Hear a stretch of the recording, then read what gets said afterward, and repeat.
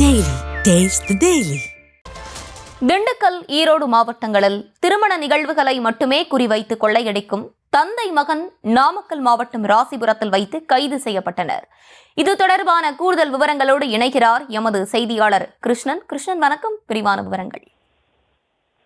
ஸ்வினி, நாமக்கல் மாவட்டம் ராசிபுரம் பகுதியை சேர்ந்தவர்கள் ஸ்ரீனிவாஸ், அகிலா ராஜவேல் ஆகிய இருவரது திருமண நிகழ்வானது கடந்த 6/6/2005 தேதி அன்று முத்துக்காளிப்பட்டி அருகே உள்ள சுஜா தனியார் திருமண மண்டபத்தில் திருமணம் நடைபெற்றது.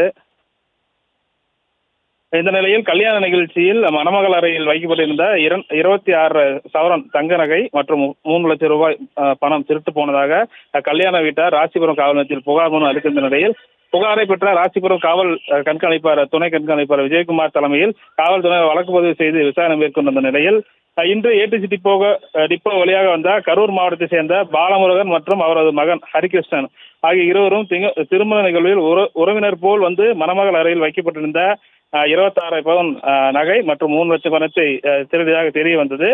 இந்த நிலையில் இருவரும் ஒப்புக்கொண்ட நிலையில் காவல்துறையில் சிக்காமல் இருக்க பழனிக்கு சென்று மொட்டை அடித்தது தெரிய வந்தது. பின்னர் காவல்துறையினர் இருவர் மீதும் வழக்கு பதிவு செய்து நீதிமன்ற காவலுக்கு அனுப்பி வைத்தனர் என்பது குறிப்பிடத்தக்கது. விவரங்களை வழங்கியமைக்கு நன்றி கிருஷ்ணன். Taste the Daily.